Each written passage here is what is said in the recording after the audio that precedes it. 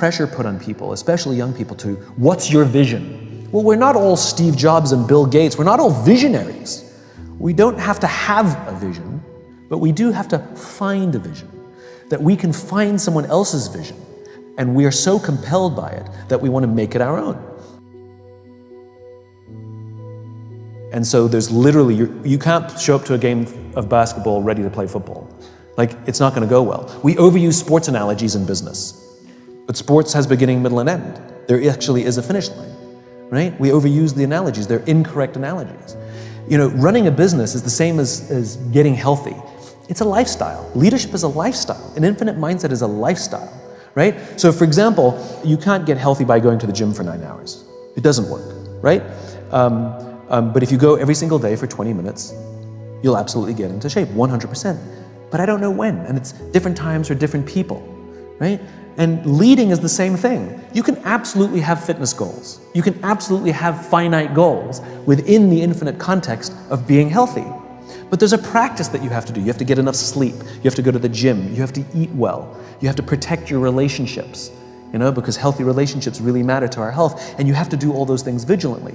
And if you miss your health goal, it's okay. You keep working at it and you know you will hit it. Business is the same. Who says that you have to meet this goal on this arbitrary date?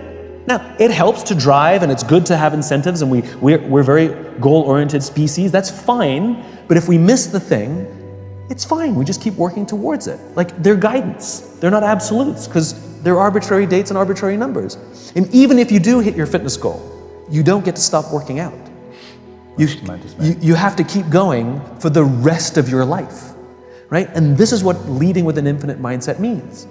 Here's an example. This is a normal scenario in business, right? We will give a team a target, a goal, to hit by a certain time frame, usually a year, because that's usually when we pay taxes, right? That's the only reason things are done in years, right? If we pay taxes every 18 months, all the goals would be 18 months, right? So we usually give people a financial target, and there's two teams. One that is driven solely by hitting that goal, because all they care about is getting their bonus at the end of that goal. Morale is up and down. If they happen to have a good month, morale is up. If they have a bad month, morale is down. Retention is terrible. They can't hold on to employees. Nobody really trusts each other. The boss is toxic. And right before the end of the financial year, they have some mad push where they're dropping prices all over the place, and they manage to drive revenues and hit the goal, right? The problem is we bonus that team. We bonus that leader because of the goal they hit, right? And basically what we're doing is spreading a message to the rest of the company saying, we don't care how you get there. We don't care if you step on your people. We don't care if you act unethically. If you hit your number, you're going to do very well in this company. Versus another team that's doing extremely well. It's good, steady, slow growth, like really on target, you know? Not the highs and lows, the peaks and valleys. Morale is super high. Retention is amazing. It's a model team. They trust each other. They share information. And they miss their goal on the agreed upon date, right? At the end of the year, they're just shy of it. But clearly, you can see from the trend data, they're going to hit it at 13 or 14 months. The problem is we don't give that person anything. We don't give that team anything, right? And this is part of the problem. When you have an infinite mindset, absolutely have the goals, but the trend matters more. How you get there matters as much, if not more. And we pay attention to that. So even if I hit my fitness goal, I'm eating better, I'm sleeping better, my relationships are great, I'm going to the gym. Yes, I missed my goal, but I know if I just keep going, I'll hit it. I'm getting healthier and healthier, right? I just got the timing wrong. And this is what we need to build into business, that infinite mindset. Yes, have the goals. Yes, have the ambitions. Yes, have the annual targets. If we miss them, as long as we're doing the right things, we have the right lifestyle to take us there, that's a much healthier way to live a life and a much healthier way to build an organization. Ultimately, what I want people at home to be able to do is, if they're not a business owner, understand what to look for in that and understand how they can play a role in shaping it. So there are 5 practices in order to lead with an infinite mindset. You have to have a just cause. You have to have trusting teams. You have to have a worthy rival. You have to have a capacity for existential flexibility, and you have to have the courage to lead. So just cause. We have to give our people something to advance. A cause so just that they would be willing to sacrifice their interests in order to do so. In other words, turn down a better paying job, or frequent business trips or working late hours. And though I may not like those things, I do them because it feels worth it, because I believe in what I'm a part of here, because I feel that I'm helping advance, because there's no achieving in the infinite game.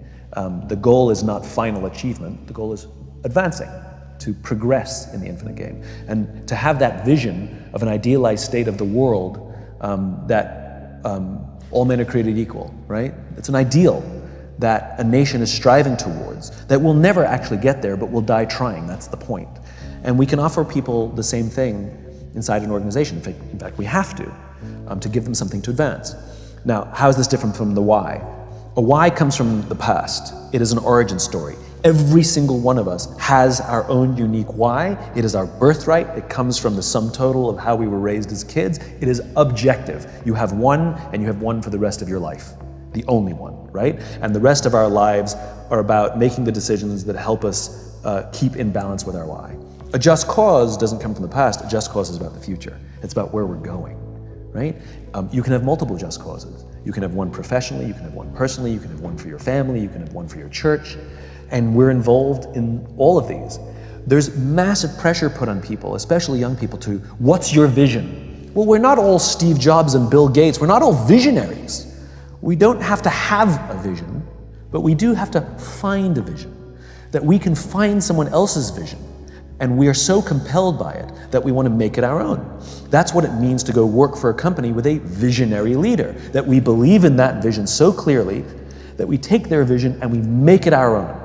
And we'll happily contribute our work, our effort, in order to advance what is now my vision. Right? Martin Luther King had a vision. He stood on the steps of the Lincoln Memorial and told us his vision, but his vision became our vision. So I may not have come up with that vision, but I found it, and I'd like to devote time and energy to help advance it, even beyond him. We have to give our people a just cause. We have to have trusting teams. We have to create environments inside our organizations in which people feel psychologically safe enough to raise their hands and say, I made a mistake or I need help. The absence of trusting teams means we have groups of people lying, hiding, and faking. And that comes from good old-fashioned leadership. Leadership is not about being in charge. It's about taking care of those in our charge. And the very responsibility of a leader is not to drive performance. Leaders are not responsible for the results. Leaders are responsible for the people who are responsible for the results. And the problem is we don't teach people how to lead, right? When you're very, very junior, we give people tons of training how to do their jobs. Some people get advanced degrees how to do their jobs so that they'll be good at them. And if you're really good at your job, we'll promote you. And eventually you get promoted to a position where you're now responsible for the people who do the job you used to do, and we don't teach you how to do that. So how can we expect people to be good at their jobs if we don't train them how to do it? Like, would you go see a doctor that didn't go to medical school? No. So why would we work for a leader who has no training in being a leader? That's why we get managers. That's why we get micromanagers. That's why we get toxicity. It's not because they're bad people, it's because they don't know what they're doing. And they're making it up as they go along. And those lucky times that we get to work for a great leader, well, they were lucky that they probably had a great leader before them, or they learned it somewhere else, or maybe they had a terrible leader and they committed to do the total opposite of everything. The point is, they learned it. Well, we have to teach leadership so that leaders can create environments in which all of us can work to our natural best. That produces trusting teams.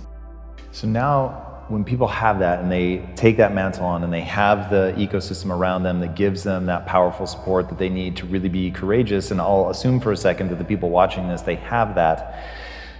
One thing that I imagine a lot of people feel helpless to do is influence the culture of the company that they're already in. So what is your advice for somebody that's in a company that they don't have an infinite-minded culture? Don't be there? No. Don't try and influence that which you cannot influence. Don't control that which you cannot control. You know, an infinite mindset means that is something I can't do, but I can influence and take care of the people to the left of me and to the right of me. I can take care of the people who work for me. I can even take care of the person I work for. Sometimes we have a toxic boss, not because they're bad, but because we don't understand the pressure they're under. Sometimes to simply exhibit empathy to our boss. You know, hey boss, you were really harsh on us today. Everything all right? What's going on? I'm worried about you, you know? I'm here, like we can succeed together. We're here to help you, you know? No matter where we are inside an organization, leadership is not about rank or authority. Leadership is taking responsibility for the people around us. And so anybody on any team at any rank at any level can be a leader. The first choice is that we have to want to be. A dear friend of mine, Lieutenant General George Flynn from the Marine Corps, said that the first criterion to being a leader is you have to want to be one. So any of us can volunteer to be a leader. And that's what you do. You commit yourself to seeing that the people with whom we work on a daily basis love coming to work.